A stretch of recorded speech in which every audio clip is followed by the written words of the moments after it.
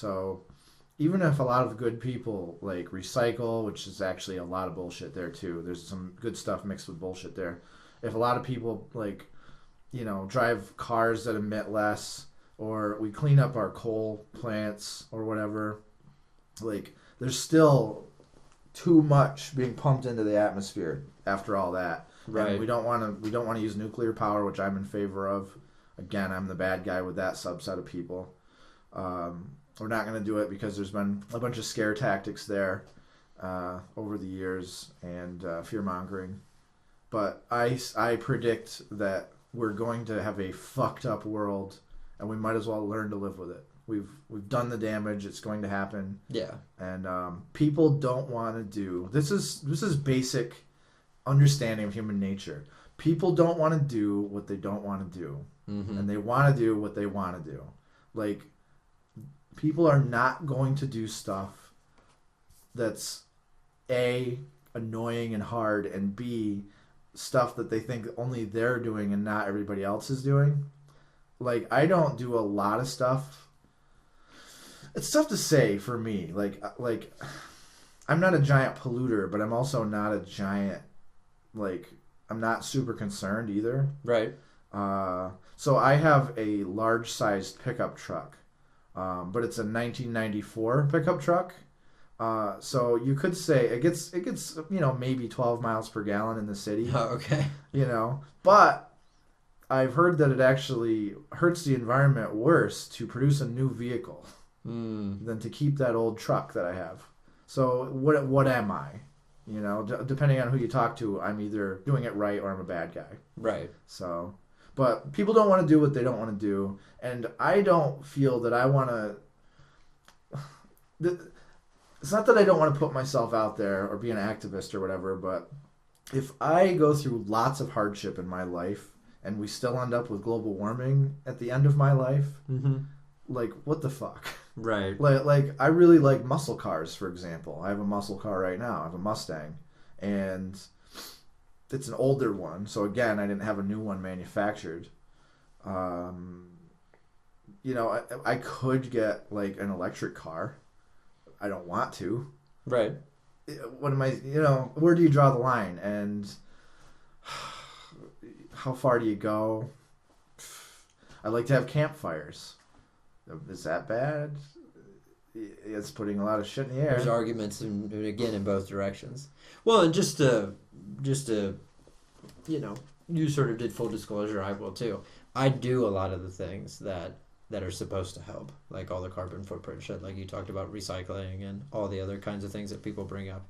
But I do it recognizing that I do it to pat myself on the back.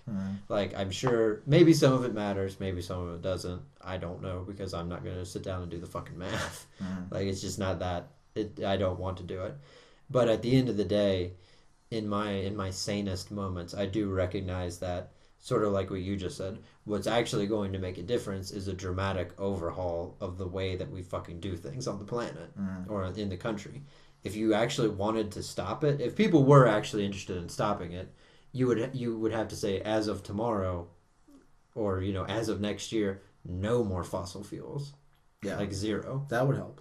Yeah, that means that all the debates that you're hearing now about oil versus coal and natural gas, and who's going to use how much in what countries. It's not a matter of scaling it back down. It's a matter of saying zero. Yeah. If you really wanted to do it, you can't have cars that burn gas. You can't have power plants that burn anything. Yeah. And that's not. And I'm not saying that because I think it's bad in an emotional sense. It's just a matter of, if you don't want the carbon in the atmosphere, you can't fucking burn carbon on that scale. Right. So what you're saying is, like, when you do things that I don't do. Yeah. You're doing something you want to do, though. See? True. People don't want to do what they don't want to do. Yeah. And they do want to do what they do want to do. You are getting a reward from doing what you do. True. And I'm getting a reward from doing what I do, and a reward from avoiding certain things. Right. It's, again, and if you want to fix the world, you can't just expect people to do stuff. Like, it would be like telling a serial killer who's a psychopath to stop being a psychopath.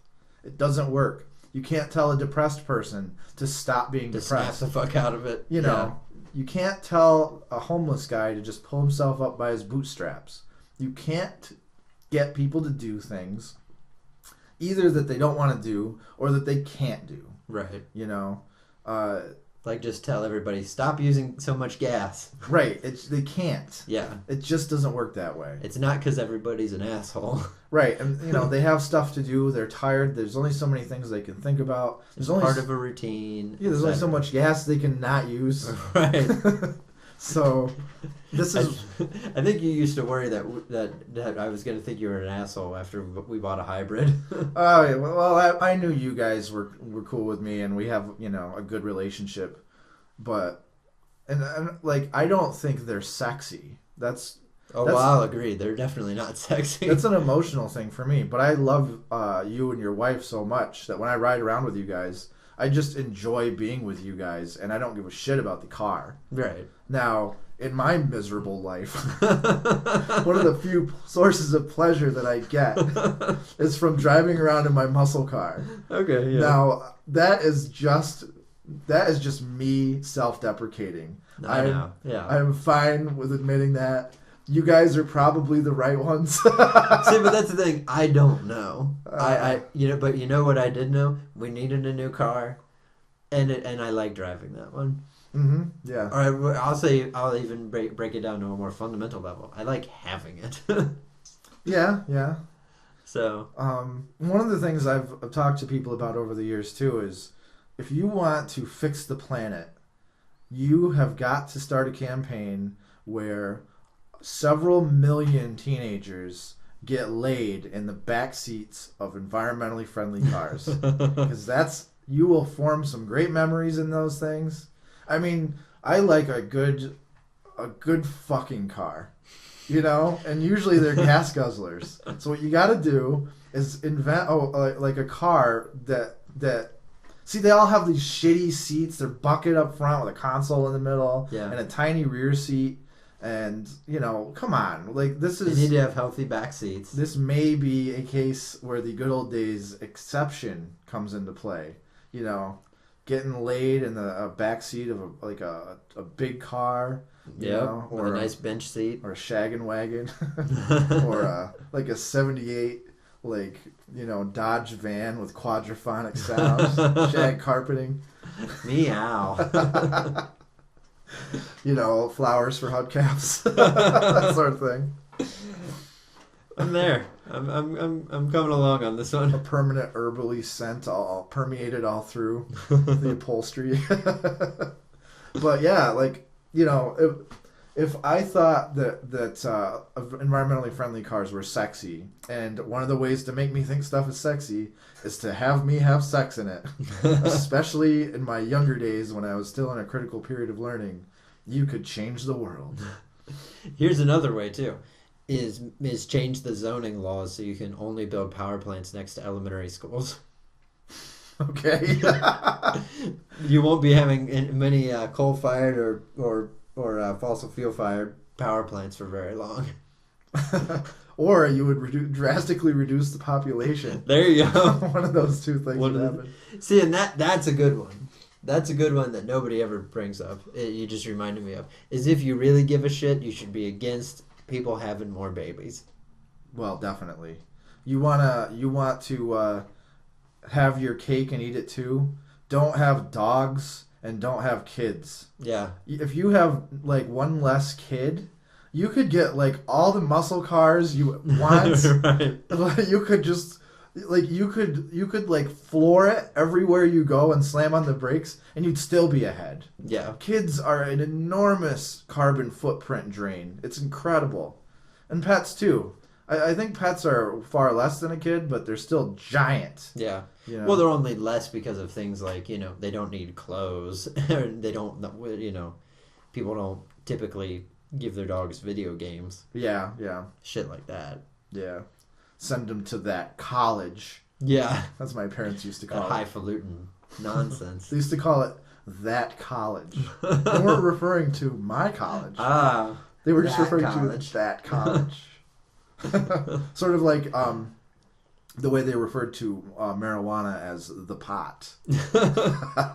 Why is that an old people thing to put to make everything a proper? It's not necessarily even making it proper, but like, I think it's a way of formulating an us versus them tactic. It's making it all under the heading of a thing that gets a the or a that in front of it, yeah. and then you can it sort of categorizes or compartmentalizes it in your head, and then you can put it in one of the bad quote bad compartments. I see. That's just I just made that up just now, but well, but it's at least a persuasive way to put it. I think that makes a lot of sense. Well, because people do that with a lot of things. It's not just like gay people and straight people. It's the gays. Yeah, like old people do that too, and I'm sure there are some young people that do it. If you're, well, sometimes the word "the" is actually useful, but the thing that the red flag is when. Well, yeah, give me the laptop.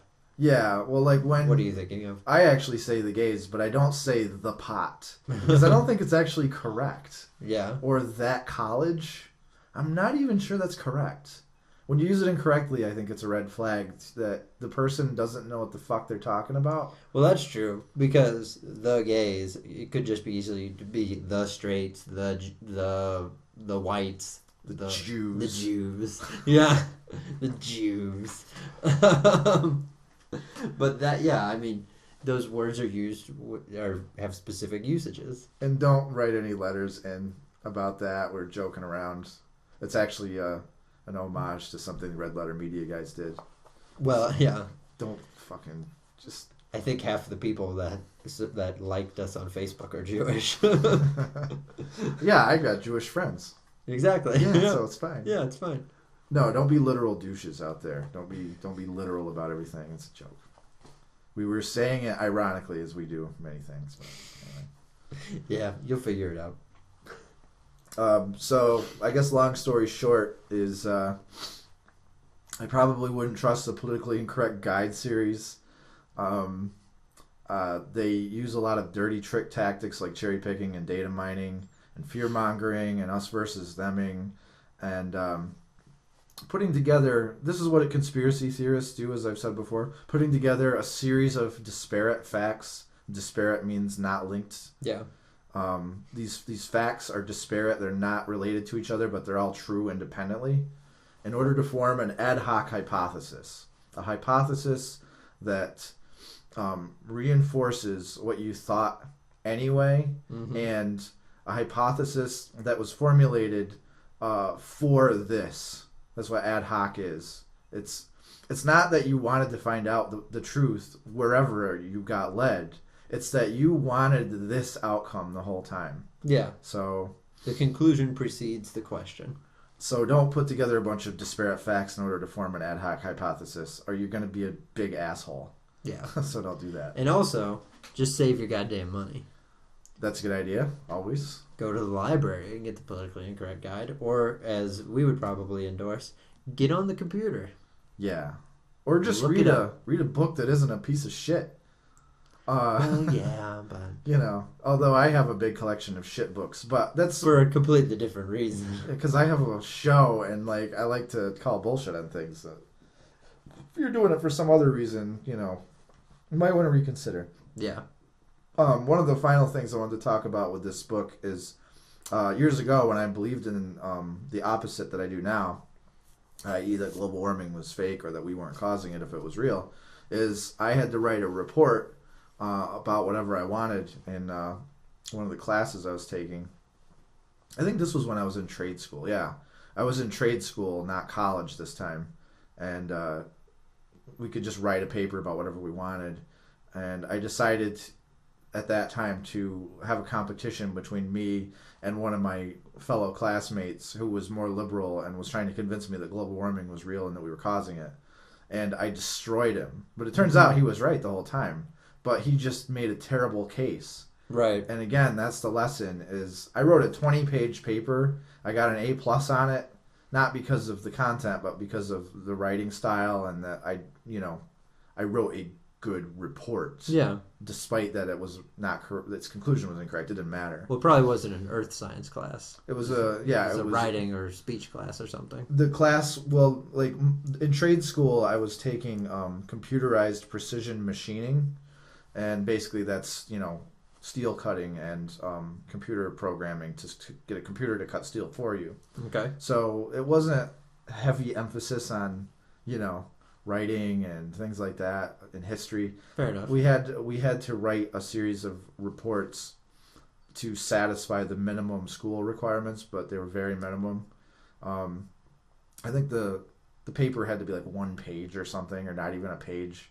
It was very basic. That's the thing about trade school, is you learn amazing things about the real world, like cutting steel and metallurgy, like things like that, like great things to know about. But you do not learn about writing emphasis stuff. You skim over that in a major way. But I use something called the argument from verbosity, which is sort of like a Gish Gallop, which is a tactic. It's named after a guy named Dwayne Gish, who goes around debating with atheists. He's a creationist, and he wins a lot because he spews out a whole bunch of shit, and it's hard to refute it all because it's easy to say things in like 1 minute, and then it takes like your opponent an hour to like debunk it all, and he doesn't have time. And that's what I did. I wrote a 20-page paper, got an A+ on it. My liberal friend, who was correct the whole time, wrote a terrible paper. He like put it off. He talked a bunch of shit about how he was gonna totally win our little competition, and then he just didn't do it, and and that left me walking away feeling more justified, until later I did more research and was talking to the right people and stumbled on the right things. So I was using dirty tricks of my own at that time. So you want to watch out for that in yourself, people out there. If you're facing a similar dilemma, don't think you're right just because the person you're arguing with made a bad case. It may just be that they're right, but they just made a shitty case. So that's why one guy isn't enough to go on. Sounds like the phenomenon of the TV pundit. Sounds like it, yeah. That's a good comparison too. The idea that the guy who is just, and that's the thing is, if you've watched any sort of talk show like that, political talk show, where whether it's right or left, you'll notice that they hire a guy to run the show that can be a good arguer in terms of having a certain amount of facts and a certain amount of force behind their personality, and then they get on people that either agree with them or people to defend the opposite perspective that aren't necessarily that they don't have a great presence. Mm-hmm. You know what I mean? Mm-hmm. That seems to be a common theme. Yeah, so that's small sample size at work too. Like, again, having an argument with someone and you win, like, people that believe in, let's say something a lot of people don't believe in, like the belief of the Australian Aborigines. There are Australian Aborigines out there that are great arguers, and most of our audience, religious or otherwise or whoever, I'm pretty sure does not follow like the teachings of the Australian Aborigines. Probably not. But there's there exists in their subset people that win arguments. Yeah. What does that mean? That they're right, or that a small sample of one argument has happened? Right. That's what it is. So you got to look at the big picture. That is true too. So watch out for that as well. So I think we've exhausted that. Yeah, I think we can move on. So how about we cover another installment of ass-based medicine? Go that route? That's always fun. Will that include this gem that we picked up today? Well, we can cover coffee enemas and the, quote, science behind them. Okay. And we have a little extra special bonus thing. I'll let you take the lead on that one. I think I sort of ran things for the politically incorrect guidebook. One of the ass-based medicine things is literally related to the ass, And then another one, just because we think the people that created it are asses. So. And they're pulling the data out of their asses. Yeah. So I guess I'll cover this one first. So I have a placemat in front of me. And this is actually the second one that I've owned over the years, but I lost my other one. But they're the same thing, just from different restaurants in different states. And they're advertising bee caps, which are these caps, I guess, that have bee stuff jammed into them, pollen and, royal jelly and whatever. They're at least purporting to have it in there. In case people aren't aware, unless it's been regulated unless it's been tested or otherwise, vetted by the FDA, it doesn't necessarily have to contain even what it says it does. Right. Just so people know, things that are vitamins, supplements, etc., unless they have actually chosen to have third-party testing or they've wanted the FDA to get involved in somehow, they don't have to be vetted and they aren't regular. Basically, I'm being verbose about this. Can you summarize what I'm trying to say? I'm wandering. Well, basically, especially after 1994, Congress passed the DSHEA law, or the Dietary Supplement Health and Education Act, which deregulated alternative remedies. And if something is an alternative remedy, as long as it doesn't make specific health claims, there's not much the FDA can do about it.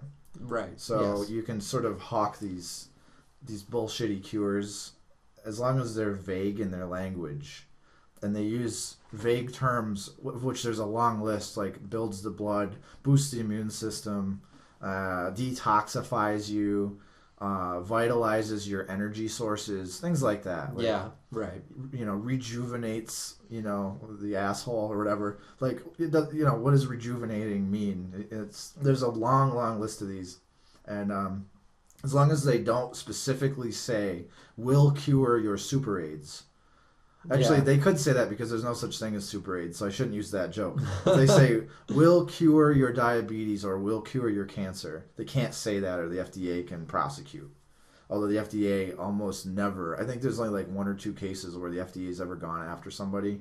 They very rarely do it. So B caps. Long story short, your Tylenol, your Bayer aspirin, FDA. Your B caps, nobody. And shame on the 1994 Congress for, passing this law. And it was because of agenda-driven reasons and not because of anything that made logical sense or was because of good science. It was because a bunch of assholes were congressmen and they believed in this stuff, or they just didn't care and were willing to vote because they got some kickback out of it or some favor. I think you made a joke there without realizing it. You said these assholes or congressmen. I didn't realize what I said. But this is the bad. This is legislating science is usually bad. Another example is, I think last year or 2 years ago, some state senate somewhere, I can't remember where, tried to legislate the value of pi, and that's really stupid. Yeah, I'll have to look it up again, but it made the news, like all the main internet news things and various podcasts. So they weren't happy with their rational numbers. Well, I don't know what their fucking problem was. I mean, in the Bible, pi is 3. I don't think they were trying to change it to that. I think they were trying to change it to something like 3.14, but that's it. Or 3.1 or something like that. This is really bizarre. I didn't hear about this. I'm not sure what the point would be.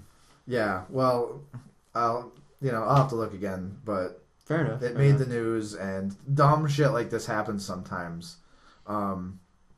There's also a thing about, I think it was in Connecticut. They actually managed to legislate a bunch of stuff about vaccines, and it was completely unscientific. This was last year, I think, too. It's been a problem lately, trying to legislate science from people that got elected, and they don't know what the fuck they're talking about. And they need to butt out, except they won't, because people don't want to do what they don't want to do, and they do want to do what they do want to do. Right. It's usually selfishly based and ignorance based, and they don't want to listen to you and your stupid scientific reasons, and they've got voters to think about, and they're too busy to actually read up on it because they've got too many people to help. Right. We can't learn whether this is useful. We have too many people to help. So my planet needs me. So watch out for that. And hopefully someday the Deshay law is overturned and the FDA can go after these assholes and stop this bullshit. But so I have a placemat in front of me. It's one of those paper placemats from like diners. And actually, fortunately, today I found another one because when we went out to get breakfast, it was sitting there, plain as day, in the restaurant we were frequenting, and they sell B caps under their front counter as well, which that's disappointing. Yeah. And I'm glad I found this because I lost my other one and I really liked this. So there's like a little testimonial, which you always want to watch out for testimonials because they're usually bullshit. Yep. Testimonials are not evidence. A great man once said that the plural of anecdote is anecdotes, not data. Right. And that you can stack cow pies as high as you want, but it will not become gold. So, the testimonial talks about in 1986 the case of Grandma and how she was hospitalized suffering from 8 serious medical problems. She had a bunch of different things she was trying, like her medication and going to a doctor and trying to eat better and all this stuff. Just trying to paraphrase here really quick. And further down it says, so she continued to follow her doctor's instructions, took her prescriptions, and kept taking her hand-ground bee capsules. And what do you know? Holy shit. You mean she kept taking her medicine and took bee capsules and she got better? Yeah. I'll be damned. It must have been the bee capsules. Yeah. How we'd be stupid not to think that. Yeah, I know. Oh, wait. So basically it's a few paragraphs of like, starting about Grandma's problems, didn't know what to do, went to her doctor and started taking all this bullshit that's in bee capsules, and she lived to a full ripe old age of 89 and got to spend time with her grandchildren and everything worked out happy. Whereas if she hadn't taken the bee capsules, she would have like drowned in a pool of her own shit or something. I don't know. I wonder how many old child molesters are being kept alive by bee capsules. That's awesome. Double-edged sword, bee caps incorporated, whoever the fuck you are. So there's a big chunk taken up by the testimonial, and then it says what's in a bee cap, and then there's like a big third of the page that has like images and like large blurbs. So it's royal jelly, propolis, bee pollen, and raw honey, and those are it's essentially things that bees make. Honey, essentially, from what I understand, is just bee puke. We find it delicious. It's fine with me. I still eat honey, even though I know it's bee puke. But propolis, let's see. Yeah, I mean, I've seen an egg come out of a chicken, and they're still delicious. Like, yeah, it's just chicken periods. Yeah. Let's see. Propolis is the substance responsible for neutralizing bacteria, fungi, viruses, etc. that enter the hive. So that's what propolis is. So whatever, it's a sterile substance that bees make or something. All right. And royal jelly. Royal jelly is made by worker bees. Oh, that's the stuff that turns an ordinary bee into a queen. Right. Bee pollen. It says here, complete food. So, yeah, 5 to 7 times the protein of beef or whatever. That's what they say. It says all 22 nutrients required by the human body are found in bee pollen. Now that may all be fine and dandy, except like it's a capsule. Like you can't live off a capsule. I mean, if you ate like 7 big bowls of bee pollen every day, I guess I could see how you could live on it. But who's gonna do that? I'm pretty sure that would make bees like the most common animal on the planet. I also don't believe anything I'm reading here, so it may all just be made up anyway. I don't know. I wouldn't take their word for any of this stuff. And then raw honey, we all know what raw honey is. It's essentially a sugary bee puke. So, and then they also have a thing called bee sing, which is like bee bullshit and ginseng mixed together. And they call it an immune enhancer. It's another one of those vague terms, people. Yeah, ding, ding, ding, ding, ding. Yeah, so I don't know what an immune enhancer does, because the immune system is a very delicately balanced mechanism. Yeah. And you don't want to go fucking around with it. Like, if you change the immune system, pro or con, up or down, you fuck yourself up and die. Like, if you have a weak immune system, you will die because you'll catch the flu or something, or pneumonia. Mm-hmm. And if you have a very strong, if you were able to actually enhance your immune system or boost it, you would have an autoimmune disease. Right. And you would also get sick and or die. So these immune enhancer claims, whatever they are, it's bullshit. It doesn't mean anything. It's not a scientific term, and it's just trying to make you feel all touchy-feely and good vibes and buy their stupid product. So, and ginseng, don't even get me started on that. I'll cover that at a future date, but long story short, I can see why they're mixing bee bullshit with ginseng bullshit. It's two peas in the same pod. Well, you're more likely to buy it after you've been on the receiving end of the illogical Vulcan hand trick. Oh. We have a winner, ladies and gentlemen. Yes. Well, yeah, a good. I'm basically thinking of that as a good combination of a mind/hand raping. Yeah, you'd buy anything after that.